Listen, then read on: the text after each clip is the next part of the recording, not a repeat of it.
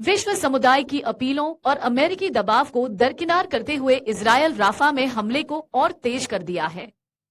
तेल अवीव का आरोप है कि हमास के लड़ाके यहां से छुपकर हमले को अंजाम दे रहे हैं। इजरायली हवाई हमले में 45 लोगों की मौत के बाद एक बार फिर से पश्चिमी राफा में स्थित टेंट कैंप पर बड़ा हमला किया गया है। इजरायली सैनिकों की ओर से गई बमबारी में 21 लोगों की मौत हो गई।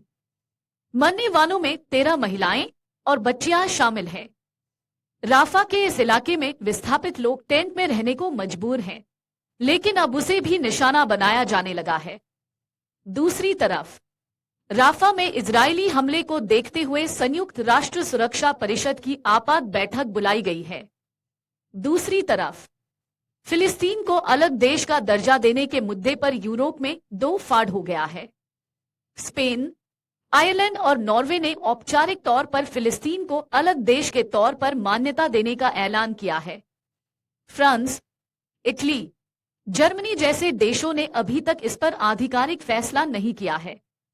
इजरायल ने पश्चिमी राफा के तेल अल सुल्तान में फिलिस्तीनियों के एक शिविर पर हमला किया।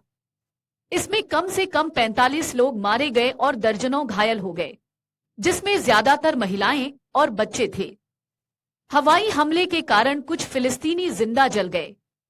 इस हमले से ठीक 2 दिन पहले अंतर्राष्ट्रीय न्यायालय ने इजरायल को राफा में अपने सैन्य अभियान को तुरंत रोकने का आदेश दिया था।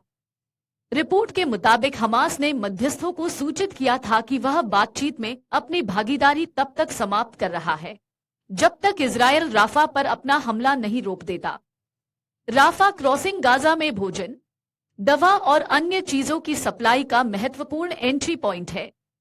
रिपोर्ट ने सूत्र के हवाले से कहा कि भविष्य की बातचीत एक चरण के रूप में और प्रक्रियाओं के एक सेट के साथ होगी। उसने आगे कहा, 8 महीने की निरर्थक बातचीत और निरंतर नरसंहारों के बाद कोई बातचीत या हस्ताक्षरित कागज की समीक्षा या इसके विवरण पर चर्चा नहीं होगी। उसने आगे कहा, इजरायल को पहले नरसंहार रोकना होगा, राफा क्रॉसिंग छोड़नी होगी और आक्रामकता रोकनी होगी।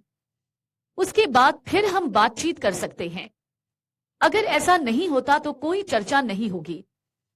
इस महीने की शुरुआत में हमास ने सार्वजनिक रूप से मध्यस्थ कतर और मिस्र की ओर से प्रस्तावित युद्ध विराम समझौते को स्वीकार करने की घोषणा की थी, लेकिन इजरायल इसे लेकर तैयार नहीं हुआ था। उसका कहना था कि यह प्रस्ताव उसकी मांगों से काफी कम है।